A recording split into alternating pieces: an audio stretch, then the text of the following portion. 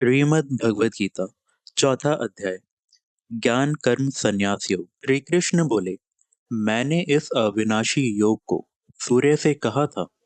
सूर्य ने अपने पुत्र वैवस्वत मनु से कहा और मनु ने अपने पुत्र राजा इक्ष्वाकु से कहा।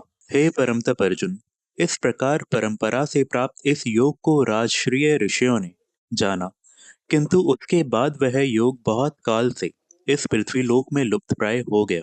तू मेरा भक्त और प्रिय सखा है, इसलिए वही यह पुरातन योग आज मैंने तुझको कहा है, क्योंकि यह बड़ा ही उत्तम रहस्य है, अर्थात गुप्त रखने योग्य विषय है। अर्जुन बोले, आपका जन्म तो आवारचीन अभी हाल का है और सूर्य का जन्म बहुत पुराना है, अर्थात कल्प के आदि में हो चुका था।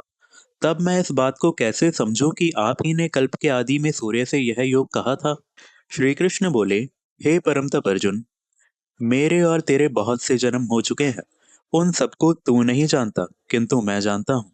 मैं अजन्मा और अविनाशी स्वरूप होते हुए भी तथा समस्त प्राणियों का ईश्वर होते हुए भी अपनी प्रकृति को अधीन करके अपनी योग माया से प्रकट होता हूँ। हे भारत, जब जब धर्म की हानि और अधर्म की वृद्धि होती है, तब तब ही मैं अपने रूप को रचता हूँ, अर्थात साकार रूप से लोगों के सम्मुख प्रकट होता हूँ। साधु पुरुषों का उद्धार करने के लिए, पाप कर्म करने वालों का विनाश करने के लिए और धर्म की अच्छी तरह से स्थापना करने के लिए मैं युग युग में प्रकट हुआ करता हूँ। हे अर्जुन, मेरे जन्म और कर्म दिव्य अर्थात निर्मल और अलौकिक हैं। इस प्रकार जो मनुष्य तत्व से जान लेता है, वह शरीर को त्याग कर फिर जन्म को प्राप्त नहीं होता, किंतु मुझे ही प्राप्त होता है। पहले भी जिनको राग, भय और क्रोध सर्वथा नष्ट हो गए थे और जो मुझ में अनन्य प्रेम पूर्वक स्थित रहते थे, ऐसे मेरे आश्रित रहने वाले बहुत से भक्त उपयुक्त ज्ञान रूप तप से पवित्र होकर मेरे स्वरूप को प्राप्त हो चुके हैं। हे अर्जुन, जो भक्त मुझे जिस प्रकार भजते हैं, मैं भी उनको उसी प्रकार भजता हूँ, क्योंकि सभी मनुष्य सब प्रकार से मेरे ही मार्ग का अनुसरण करते हैं। इस मनुष्य काल में कर्मों के फलों को चाहने वाले लोग देवताओं का पूजन किया करते हैं, क्योंकि उनको कर्मों से उत्पन्न होने वाली सिद्धि शीघ्र मिल जाती है। ब्राह्मण, क्षत्रिय, वैश्य और शूद्र, इन चार वर्णों का समूह गुण और कर्मों के विभाग पूर्वक मेरे द्वारा रचा गया है। इस प्रकार उस सृष्टि रचनादि कर्म का कर्ता होने पर भी मुझ अविनाशी परमेश्वर को तू वास्तव में अकर्ता ही जान। कर्मों के फलों में मेरी स्पृहा नहीं है, इसलिए मुझे कर्म लिप्त नहीं करते। इस प्रकार जो मुझे तत्व से जान लेता है, वह भी कर्मों से नहीं बचता। पूर्व काल में मुमुक्षुओं ने भी इस प्रकार जानकर ही कर्म किए हैं, इसलिए तू भी पूर्वजों द्वारा सदा से किए जाने वाले कर्मों को ही कर। कर्म क्या है और अकर्म क्या है, इस प्रकार इसका निर्णय करने में बुद्धिमान पुरुष भी मोहित हो जाते हैं। इसलिए वह कर्म तत्व मैं तुझे भली भांति समझाकर कहूंगा, जिसे जानकर तू अशुभ से अर्थात कर्म बंधन से मुक्त हो जाएगा। कर्म का स्वरूप भी जानना चाहिए और अकर्म का स्वरूप भी जानना चाहिए, तथा विकर्म का स्वरूप भी जानना चाहिए, क्योंकि कर्म की गति गहन है। जो मनुष्य कर्म में अकर्म देखता है और जो अकर्म में कर्म देखता है, वह मनुष्य में बुद्धिमान है और वह योगी समस्त कर्मों को करने वाला है। जिसके संपूर्ण शास्त्र समस्त कर्म बिना कामना और संकल्प के होते हैं, तथा जिसके समस्त कर्म ज्ञान रूप अग्नि के द्वारा भस्म हो गए हैं, उस महापुरुष को ज्ञानी जन भी पंडित कहते हैं।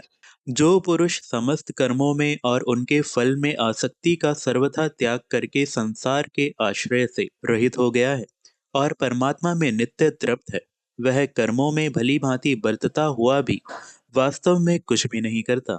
जिसका अंतःकरण और इंद्रियों के सहित शरीर जीता हुआ है और जिसने समस्त भोगों की सामग्री का परित्याग कर दिया है, ऐसा आशा रहित पुरुष केवल शरीर संबंधी कर्म करता हुआ भी पापों को नहीं प्राप्त होता। जो बिना इच्छा के अपने आप प्राप्त हुए पदार्थ में सदा संतुष्ट रहता है, जिसमें ईर्ष्या का सर्वथा अभाव हो गया है, जो हर्ष शोक आदि द्वंद्वों से सर्वथा अतीत हो गया है, ऐसा सिद्धि और असिद्धि में सम रहने वाला कर्मयोगी कर्म करता हुआ भी उनसे नहीं बंधता। जिसकी आसक्ति सर्वथा नष्ट हो गई है, जो देहाभिमान और ममता से रहित हो गया है, जिसका चित्त निरंतर परमात्मा के ज्ञान में स्थित रहता है, ऐसा केवल यज्ञ संपादन के लिए कर्म करने वाले मनुष्य के संपूर्ण कर्म भली भांति विलीन हो जाते हैं। जिस यज्ञ में अर्पण अर्थात स्त्रोवा आदि भी ब्रह्म है और हवन किए जाने योग्य द्रव्य भी ब्रह्म है तथा ब्रह्म रूप कर्ता के द्वारा ब्रह्म रूप अग्नि में आहुति देना रूप क्रिया भी ब्रह्म है, उस ब्रह्म कर्म में स्थित रहने वाले योगी द्वारा प्राप्त किए जाने योग्य फल भी ब्रह्म ही है।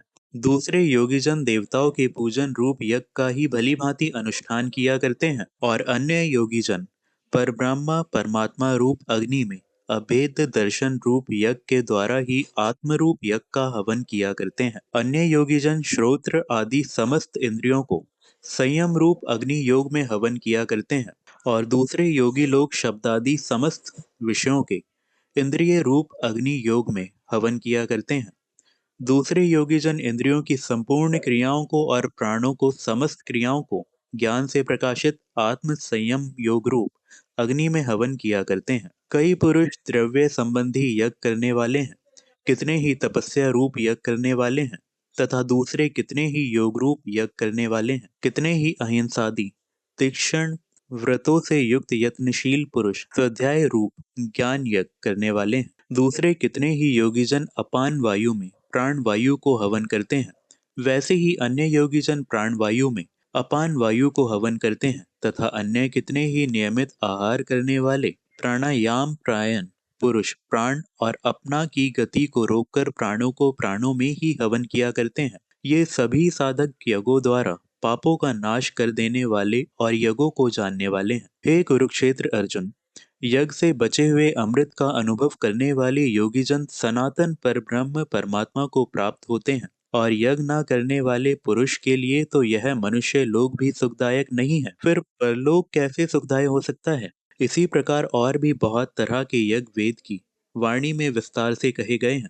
उन सबको तू मन इंद्रिय और शरीर की क्रिया द्वारा संपन्न होने वाले जान। इस प्रकार तत्व से जानकर उनके अनुष्ठान द्वारा तू कर्म बंधन से सर्वथा मुक्त हो जाएगा। हे परम तप अर्जुन, द्रव्य में यज्ञ की अपेक्षा ज्ञान यज्ञ अत्यंत श्रेष्ठ तथा यावन मात्र संपन्न कर्म ज्ञान में समाप्त हो जाते हैं। उस ज्ञान को तू तत्वदर्शी ज्ञानियों के पास जाकर समझ।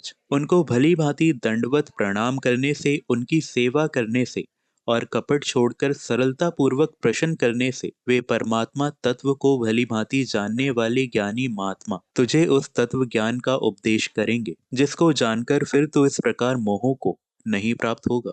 तथा हे अर्जुन, जिस ज्ञान के द्वारा तू संपूर्ण भूतों को निशेष भाव से पहले अपने में और पीछे मुझ सच्चिदानंद घन परमात्मा में देखेगा, यदि तू अन्य सब पापियों से भी अधिक पाप करने वाला है तो भी तू ज्ञान रूप नौका द्वारा निसंदेह संपूर्ण पाप समुद्रों से भली भांति तर जाए। क्योंकि हे अर्जुन, जैसे प्रज्वलित अग्नि ईंधन को भस्मय कर देता है, वैसे ही ज्ञान रूप अग्नि संपूर्ण कर्मों को भस्मय कर देता है। इस संसार में ज्ञान के समान पवित्र करने वाला निसंदेह कुछ भी नहीं है। उस ज्ञान को कितने ही काल से कर्मयोग के द्वारा शुद्धांतःकरण हुआ मनुष्य अपने आप ही आत्मा में पा लेता है। जितेंद्रिय साधन परायण और श्रद्धावान मनुष्य ज्ञान को प्राप्त होता है तथा ज्ञान को प्राप्त होकर वह बिना विलंब के तत्काल ही भगवत प्राप्ति रूप परम शांति को प्राप्त हो जाता है। विवेकहीन और श्रद्धा रहित संशय युक्त मनुष्य परमार्थ से अवश्य भ्रष्ट हो जाता है।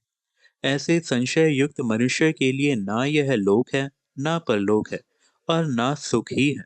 हे धनंजय, जिसने कर्म योग की विधि से समस्त कर्मों का परमात्मा में अर्पण कर दिया है और जिसने विवेक द्वारा समस्त संशयों का नाश कर दिया है, ऐसे वश में किए हुए अंतःकरण वाले पुरुष को कर्म नहीं बांधते। इसलिए हे भरतवंशी अर्जुन, तू हृदय में स्थित इस अज्ञान जनित अपने संशय का विवेक ज्ञान रूप तलवार द्वारा छेदन करके समत्व रूप कर्मयोग में स्थित हो जा और युद्ध के लिए खड़ा हो जा।